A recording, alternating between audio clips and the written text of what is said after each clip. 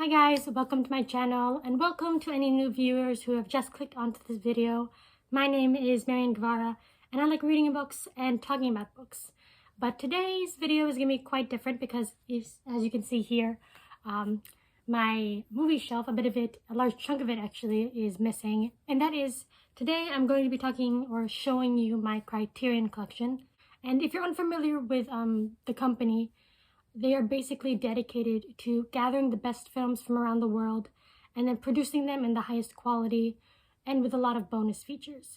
They are basically what got me into watching films a bit more critically, and they have introduced me to a lot of films I wouldn't have ever heard of if not for them. So without any further ado, let's get on to the collection. So starting off with my first Criterion, I'm just gonna introduce them by spine number, because the Criterions do come in spine number and I do like arranging them that way. So the first one is spine number 13, and that is The Silence of the Lambs. This happens to be one of my favorite films of all time. I watched this before I found out that it was part of the Criterion Collection.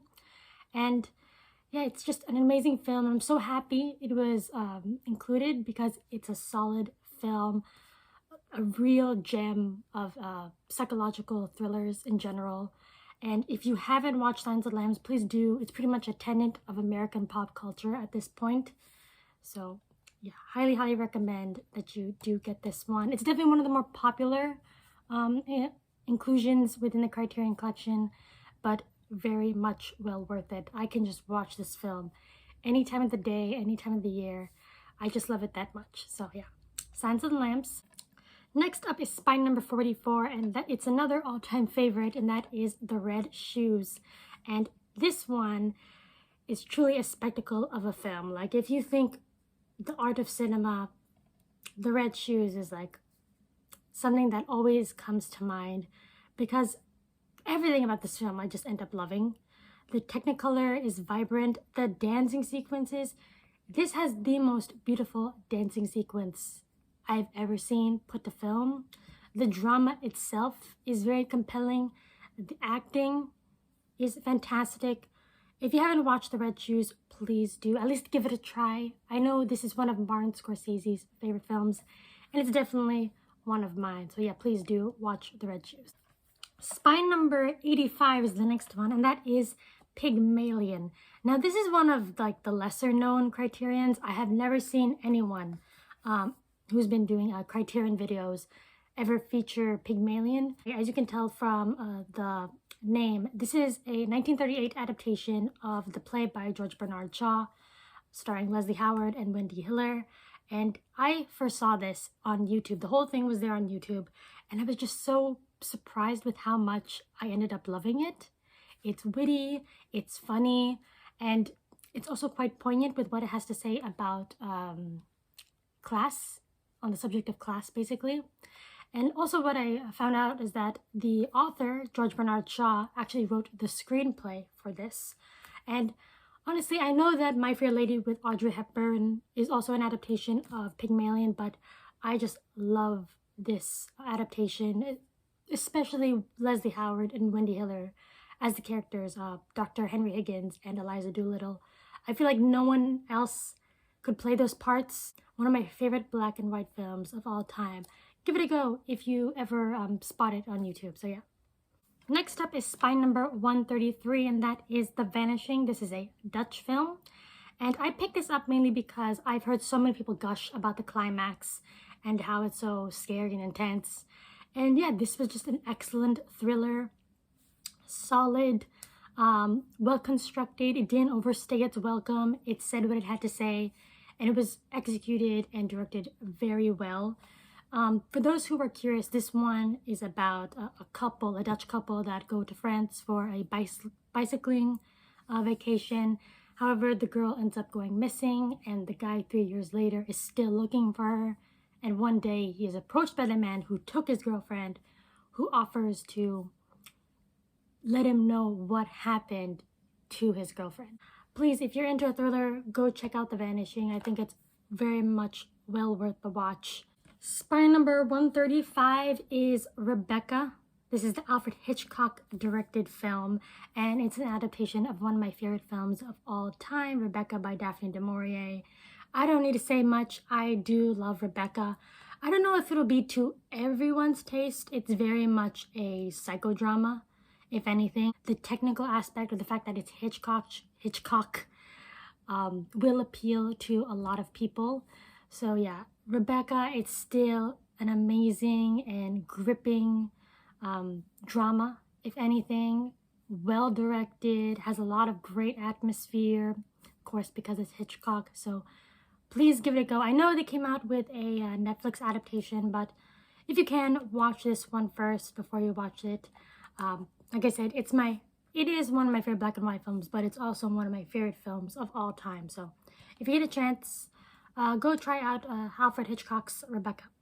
The next one is another foreign language film, and that is Spy Number 260. It's Eyes Without a Face. This is one of my favorite films that I discovered through the Criterion Collection.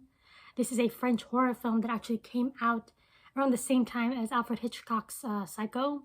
But this one has such an interesting premise.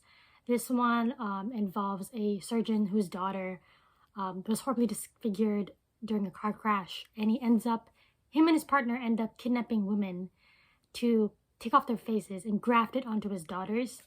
It's just such a creepy premise.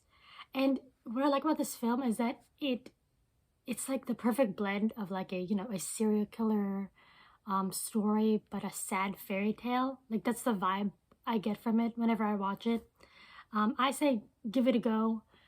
If you have, I know this has been pretty influential. I think it influenced like Face Off and a bit of Halloween by John Carpenter. I also really like the soundtrack to this one. Very creepy, very Broken Music Box-esque.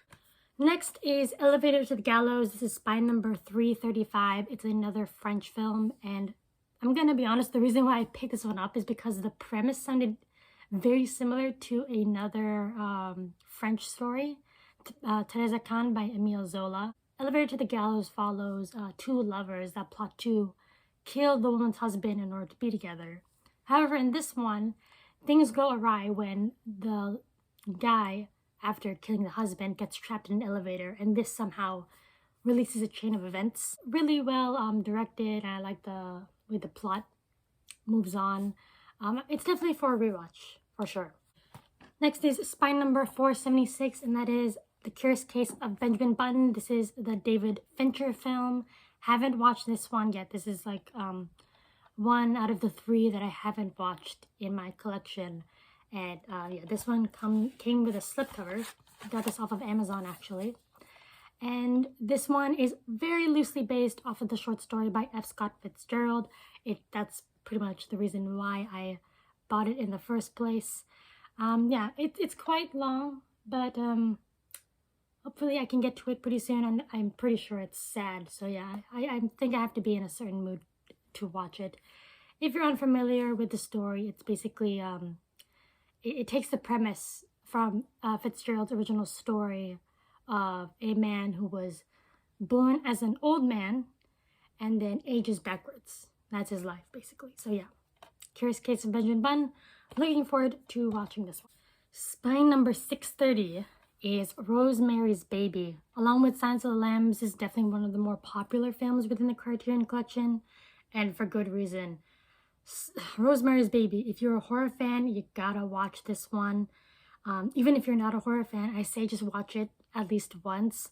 This is such an anxiety-inducing film, especially that last third. It's fantastic, dark. Mia Farrow does a fantastic job as Rosemary. Do yourself a favor, if you're a horror fan, go watch Rosemary's Baby. It is well worth the reputation. Spy Number 697 is actually another Roman Polanski film, and that is Tess. I got this one recently, and it's an adaptation of actually Tess of the D'Urbervilles by Thomas Hardy, which I read for the first time this year and absolutely loved. So I'm looking forward to watching this one. This actually happens to have, oh my god, that glare, sorry. This actually happens to have an actress that is very popular, but I haven't watched anything that she's in. So yeah, looking forward to seeing this film because I loved Tess. I know it's actually quite long. How many hours is it? 171 hours long. But, you know, since I know the story already, I'm sure it won't take that long. But yeah, Tess, looking forward to watching this one. This one I was actually looking, like hunting for, and I was almost gonna buy it off of Amazon, but luckily I found it at Barnes & Noble. Spy number 745 is another adaptation of a Daphne du Maurier's story, and that is Don't Look Now, directed by Nicholas Roeg. This one is about a couple who, after a tragedy, decide to go to Italy for some business, but while they're there, there's a killer on the loose. I don't want to say too much about it, basically, but this one has very interesting editing. I really like the editing, especially in the climax. The climax I actually saw coming, but the way it was edited just made it more scary. I just really admire how the way this film was edited, and it is due for a rewatch for sure. So this is 820, and it's the one that I watched the most recently, and that is Fantastic Planet. This is an animated French sci-fi film, and it's a treat, and I think you have to watch it. And it's probably one of my favorite science fiction films, I'm not gonna lie. This came out in the 1970s, and this one tells a story about a planet called Gom and two major species on it. We have the Drags, who are giant blue humanoids, very intelligent, and then you have the Ohms, who are pretty much the humans, and they are, actually you can tell from here that they're very, very small, and they either come domesticated or wild, and the wild ones are seen as pests and must be put down, while the domesticated ones are just like pets that, you know, you can just mistreat and play around with whenever you want. And it's basically sort of like the origins of the Ohm uprising, after one of them is able to get their hands on drug technology. Very, very, very interesting. Please watch Fantastic Planet. I think like it's something you need to experience on your own. It's very short, like one of the shortest films I have here. It's like 1 hour and 12 minutes. I also love the soundtrack to this. It's described as psychedelic jazz. It's just so good. I just love the fact that surreal sci-fi works so well with the psychedelic aesthetic of the 1970s. Like, they blend very much well together. So yeah, Fantastic Planet. Spy number 838 is Pan's Labyrinth. It's similar to Silence of the Lambs and Rebecca. I saw this before I discovered that it was part of the Criterion Collection.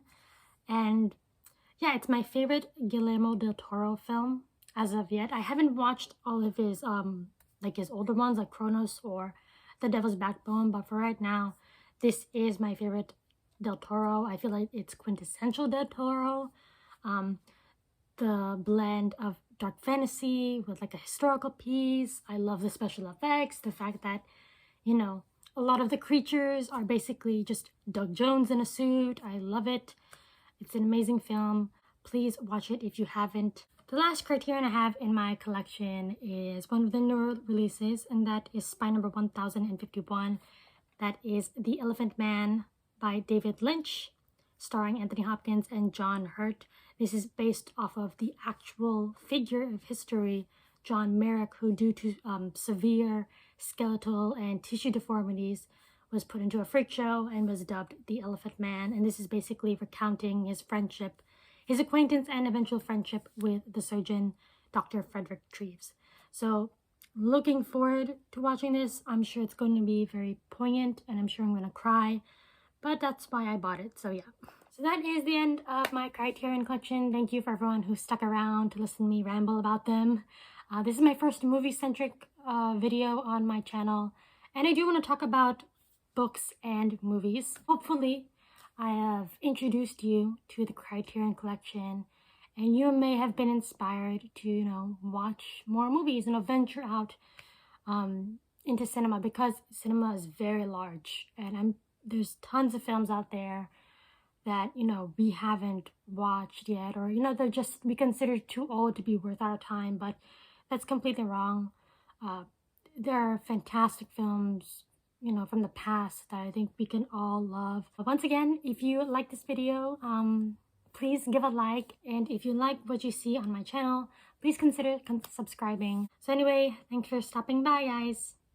See ya.